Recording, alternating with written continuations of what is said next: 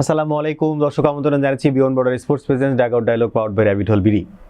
আমরা বিপিএল এর একবারে মাঝ পর্যায়ে এসে আমরা গতকালকে যে ম্যাচটা দেখেছি সেটা হচ্ছে চট্টগ্রাম ভার্সেস রংপুর। আমরা আশা করেছিলাম যে ম্যাচটা কম্পিটিটিভ একটা ম্যাচ হবে এবং ঘুরে ফিরে মোটামুটি যদি বলি যে রানের একটা খেলা আমরা অনেকদিন পর দেখতে পেয়েছি।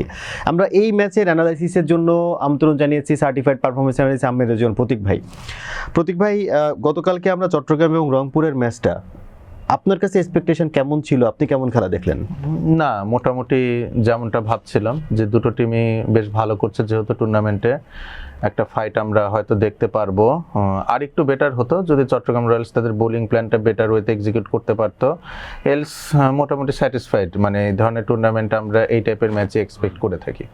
আমরা শুরু থেকে রংপুরের কথা তো বলছি যে তারা আসলে একটা স্ট্যান্ডার্ড কিংবা যদি বলি যে ব্র্যান্ডেড টিম কাইন্ড অফ, এবং চট্টগ্রামের প্রথম দিককার খুব নড়বড়ে অবস্থা থেকে তারা রিকভারি যখন করলো, এবং বারবার আপনি বলছিলেন, আমরা আমাদের অ্যানালাইসিসে বলছিলাম যে এখানে যদি ভালো ফরেন রিক্রুট থাকে তাহলে এটা কিন্তু ব্যালেন্স হয়ে যাবে। এবং লাস্ট 4 থেকে 5টা ম্যাচ কিন্তু 4টা ম্যাচের মতো আমরা দেখছি কিন্তু খুব বেশ মানে ব্যালেন্সড একটা টিম খেলছে। এবং সেখানে আমি যদি বলি যে চট্টগ্রাম গতকালকে হেরেছে, তারপরেও কিন্তু খেলা দেখতে ভালো লেগেছে। জি, রসিংটন, আপনার কাছে আমি আসতে চাই, বলেন কি বলবো বলে যে রসিংটন নিয়ে আমরা বারবার একটা কথা বলছিলাম শুরুর দিকটাতে, এই মানুষটাই কিন্তু এই টিমটাকে বেশ ভালো ক্যারি করছেন। জি, নাইম শেখ এবং রসিংটনের পার্টনারশিপ প্লাস দুটো ম্যাচে আমরা খুব ভালো হতে দেখেছি। যদিও গতকালকে নাইম শেখ শুরুতেই ডিসমিসড হয়েছেন, মোস্তাফিজুর রহমানের একটা ইনকামিং ডেলিভারিতে নাইম শেখ আউট হয়ে যান। তো রসিংটনের কথায় আসার আগে আমি আসি যে মোস্তাফিজুর রহমান লেফট হ্যান্ডের এগেনস্টে আমি তার ওভার দ্য উইকেট বোলিং এর খুব প্রশংসা করি, এবং গতকাল কিন্তু আসলে ওভার দ্য উইকেট এসে নাইম শেখকে একটা ইনকামিং ডেলিভারিতে বিট করেন। এটা হচ্ছে মোস্তাফিজুর রহমানের রাইট হ্যান্ডেড ব্যাটারের জন্য away going delivery, but left হ্যান্ডের জন্য এটা ইনকামিং, এবং এই ধরনের ডেলিভারিতে উনি প্রিভিয়াসলি অনেক লেগ বিফোর উইকেট পেয়েছেন। তো মোস্তাফিজুর রহমানকে আমি বেশি বেশি এই প্যাটার্নে লেফট হ্যান্ডারদেরকে বোলিং করতে দেখতে চাচ্ছি। এখন আসে রসিংটনের ক্ষেত্রে, হ্যাঁ রসিংটন খুব ভালো করছেন, কিন্তু প্রতিপক্ষ আমার মনে হয় যে তার দুর্বলতার জায়গাগুলো একটু কম স্টাডি করছে কিনা সেটা একটু তারা ভেবে দেখতে পারেন। যেমন এই রংপুর রাইডার্সের বিরুদ্ধেই রসিংটন যখন খেলেছিলেন, নাহিদ রানা একটা শর্টার ডেলিভারিতে কিন্তু তাকে ডিসমিসড করতে সক্ষম হয়েছিলেন, এবং যেই জোনটা রসিংটনের উইক জোন, এটা কিন্তু প্রপারলি কালকে আমরা বোলারদেরকে এক্সপ্লয়েট করতে দেখিনি ইয়েট। রসিংটন আসলে নিজের উইকেটের মূল্য দিয়েছেন, উনি সময় নিয়েছেন, এরি ফেরি শট খেলেননি, ক্যালকুলেটিভ স্ট্রোক খেলেছেন, এবং আসলে চট্টগ্রাম রয়্যালসকে একটা ভালো ফাউন্ডেশন সেট করে দিয়েছেন। দর্শকদের জানিয়ে দিতে চাই, গতকালকে ব্যাটিংয়ে নেমে 169 রানে 5 উইকেট হারায় চট্টগ্রাম, এবং জবাবে 18 ওভার 5 বলে 170 রান করে জয়ের লক্ষ্যে পৌঁছায় রংপুর। এবং আমি যদি একটু স্কোর কার্ডের কথা বলি, চট্টগ্রামের পক্ষে 41 বলে 58 রান করেন রসিংটন, এবং হাসান নওয়াজ উনি 38 বলে 46 রান করেন। এবং রংপুরের পক্ষে আকিব জাভেদ 4 ওভারে 29 রানে 2 উইকেট, এবং মুস্তাফিজুর রহমান 4 ওভারে 32 রানে 2 উইকেট নেন। এবং জবাব দিতে নেমে আমরা বরাবরের মতোই ওপেনিংয়ে আমরা দেখছিলাম যে কাইল মায়ার্সে গত লাস্ট ম্যাচের মতো উনিও ওপেন করেছেন, এবং 25 বলে 50 রান। আসলে ম্যাচটা কিন্তু বের হয়েছে ওইখান থেকেই আমার কাছে, যেটা মানে ওপেনিংয়ের টেস্টে। এরপরে আমাদের one and only Mahmudullah Riyad continuous perform করছে, 19 বলে 30 রান। খুশ দিলশা 12 বলে 22 রান। সো এবং যদি বলি চট্টগ্রামের পক্ষে শরীফুল ইসলামই একমাত্র ভালো বোলিং করেছেন উইকেটের দিক থেকে, 4 ওভারে 37 রানে 3 উইকেট। আমার কাছে কেন জানি মনে হচ্ছে এই দুইটা টিমই ফাইনালে দাবি রাখার মতো দুইটা দল। আমার কাছে কেন জানি মনে হচ্ছে, আমি জানি না আপনার মানে মতামতটা কেমন কি হচ্ছে। হান্নান ভাই এখানে অপোজ করতে পারেন, রাজশাহী কিন্তু বেশ ভালো একটা দল, হয়তো এই 3টা দলের মধ্যে যে কোনো দুটোকে আমরা দেখলেও দেখতে পারি। তবে টুর্নামেন্ট আসলে যখন ঢাকায় আসবে তখন কিন্তু কিছুটা পরিবর্তন হতে পারে, কজ উইকেট চেঞ্জ হবে, সেই উইকেটে কারা ভালো করে এটা একটা বিষয় রয়েছে। তো রংপুর রাইডার্স এবং সিলেট টাইটান্সের ক্ষেত্রে যদি আপনি বলে থাকেন যে কি ডিফারেন্সটা কোথায়, সেটা হচ্ছে রংপুর রাইডার্সের ব্যাটিং লাইনআপটা অনেকটা গোছানো, প্রত্যেকটা প্লেয়ার জানে যে তার রোল কি, তারা কোন পজিশনে ব্যাট করবে। সেখানে সিলেট টাইটান্সের সবই অগোছানো এখনো পর্যন্ত, যদিও তারা পয়েন্ট টেবিলে মোটামুটি একটা ভালো পজিশনে রয়েছে। কাইল মায়ার্সকে ওপেনিংয়ে খেলানোর প্রধান কারণ আমার মনে হয় তাওহিদ হৃদয়কে নাম্বার 4-এ ব্যাট করানো, তাতে মালানকে নাম্বার 3-তে দেওয়া যায় এবং তাওহিদ হৃদয় নাম্বার 4-এ আসে, এটাই হচ্ছে মূল কারণ। এখন আসি কাইল মায়ার্স হচ্ছে ঢাকা ক্যাপিটালসের বিরুদ্ধে কিন্তু খুব একটা ভালো করতে পারেননি। সাইফুদ্দিনের একটা অ্যাংলিং ডেলিভারিতেও উনি কট বিহাইন্ড হন।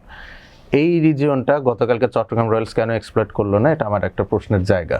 আপনি দেখবেন যে কাইল মায়ার্স যখন শেখ মেহেদীর একটা ওভারে 16 থেকে 17 রান নিলেন, পরের ওভার কেন আবু হায়দার রনিকে দেওয়া হলো? হোয়াই নট আমির জামাল? আমির জামাল একজন রাইট আর্ম ফাস্ট বোলার, উনি যদি ওভার দ্য উইকেট এসে সাইফুদ্দিন মোটামুটি যেই লেন্থটা এক্সপ্লয়েট করেছেন, আমির জামাল কিন্তু ওই ট্রাইটা করতে পারতেন, বা শেখ মেহেদী হাসান উনি কিন্তু বোলিংটা আমির জামালকে দিতে পারতেন। তো আমি সবসময় বলি যে বুদ্ধিমত্তা বা মেধা মননের প্রয়োগ ক্রিকেটের মাঠে, এই জায়গাগুলোতে আমরা বাংলাদেশিরা খুব পিছিয়ে রয়েছি। আমরা ম্যাচ সিনারিও ওভাবে অ্যানালাইসিস করতে পারি না। ম্যাচ সিনারিও অ্যানালাইসিস করা শুধুমাত্র অ্যানালিস্টের কাজ না, এটা ক্যাপ্টেনকে মাঠে বসেও আসলে দেখতে হবে, জানতে হবে, বুঝতে হবে। এই জন্য ক্যাপ্টেন এত ইম্পর্টেন্ট ক্রিকেটে। শেখ মেহেদীকে ক্যাপ্টেন্সি দেওয়া হয়েছে, হ্যাঁ, he is doing an average job, but এই জাতীয় ক্ষেত্রে সূক্ষ্ম পরিবর্তন, আপনি গদ বাঁধা বোলিং লাইন আপ পাওয়ার প্লেতে শেখ মেহেদীকে যখন চার্জ করা হলো, আপনি পরের ওভার আবার আবু হায়দার রনিকে আসলেন, উনি বেধরক একটা মার খেলেন। Cause Abu Hider Rony over the wicket থেকে যে ডেলিভারিগুলো করেছেন, এগুলো কাইল মায়ার্সের জন্য ডিসপ্যাচ করা অনেক ইজি, কোনো অ্যাঙ্গেল ক্রিয়েট হয় না, স্ট্রেট ডেলিভারিগুলো এসেছেন, উনি খালি হিট থ্রু দ্য লাইন করেছেন, বলগুলো সার্কেল পার হয়েছে। কিন্তু আমির জামাল যদি আসতেন, being a right arm fast bowler, উনি যদি ওভার দ্য উইকেট এসে বল করতেন, বলগুলো অ্যাঙ্গলিং অ্যাওয়ে হতো, সেক্ষেত্রে কিন্তু কাইল মায়ার্স লাস্ট ম্যাচে যেই প্যাটার্ন আউট হয়েছেন, তার একটা প্রয়াস হয়তো চট্টগ্রাম রয়্যালস করতে পারতেন। আমি বলছি না যে উনি আউট হতেন, বাট থাকে না যে একটা প্লেয়ার গত ম্যাচে যেই উইক জোনটা এক্সপ্লয়েট করে অপোনেন্ট আউট করেছেন, আপনি সেটা চেষ্টাই করলেন না, তো ম্যাচটা আসলে ওই জায়গায় বের হয়ে গিয়েছে। এবং যখন আসলে কাইল মায়ার্স আউট হয়ে গেলেন, it was almost too late Chattogram রয়্যালসের জন্য ম্যাচে কামব্যাক করা। কজ আপনার মিডল অর্ডারে মাহমুদুল্লাহ রিয়াদ ছিলেন, খুশদিল শাহ ছিলেন এবং তার ইনফর্ম ছিলেন, এবং নুরুল হাসান সোহান যেহেতু উনি নিজেকে পারফর্ম করতে পারেননি, উনিও হয়তো কালকে সুযোগ পেলে পারফর্ম করার জন্য। আপনার কাছে যে আমরা অনেকদিন ধরে সেম পিচেই খেলা দেখছি, সো আপনার কাছে কি মনে হয় যে বাংলাদেশের টি-20 ওয়ার্ল্ড কাপে যে যারা খেলছে বিপিএল এ, তাদের জন্য কি প্রপার পিচে আমরা মানে প্র্যাকটিস করাচ্ছি কিনা? আসলে এখন দেখেন, টি-20 ওয়ার্ল্ড কাপ নিয়ে সম্পূর্ণ বিষয় তো আমরা একটা ধোঁয়াশার মধ্যে রয়েছি। খেলাগুলো কলকাতায় যদি হতো, সেই ক্ষেত্রে হয়তো এই প্রিপারেশনটা খুব একটা আদর্শ হতো না, কারণ কলকাতায় কিছু তো স্লো উইকেটে খেলা হয়ে থাকতে পারে। কিন্তু এখন যদি কলম্বোতে বা ক্যান্ডিতে খেলা শিফট করে, সেক্ষেত্রে আপনার সিলেট আবার আদর্শিক একটা ভেন্যু, অলমোস্ট মানে লাইক টু লাইক ভেন্যু আমরা যদি বলতে পারি দুটো তুলনা করলে। আবার কলম্বোতে খেলা হলে, আপনার ঢাকাতে যদি খেলা হতো তাহলে বেশি ভালো হতো আর কি, যদি যত বেশি ম্যাচ ঢাকায় হতো সেই ক্ষেত্রে। সো যেহেতু এখন এটাই ডিসাইডেড না যে আমরা আসলে টি-20 ওয়ার্ল্ড কাপটা কোথায় খেলবো, আদৌ আমরা খেলতে পারবো কিনা, এটাও একটা প্রশ্নের জায়গা রয়েছে। তো সবকিছু মিলে এটা নিয়ে কমেন্ট করা খুব মুশকিল যে প্রস্তুতিটা কেমন হচ্ছে। আমরা যেটা করতে পারি যে আমাদের প্লেয়াররা যে রোল প্লে করতে হয়তো আমরা আশা করছি, তারা যেন যেই ফ্র্যাঞ্চাইজিতে তারা খেলছে, তারা সেই রোলটা যেন প্লে করতে পারে, এটুকুই আপাতত চাওয়া।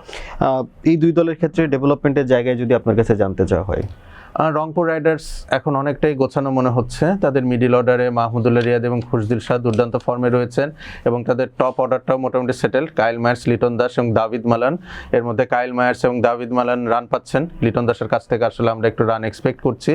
এবং দুঃখের বিষয় যে লেফট আর্ম ফাস্ট বোলিংয়ের এগেনস্টে লিটন দাসের উইক জোন কিন্তু আমরা এখনো খুব স্পষ্টত দেখতে পাচ্ছি।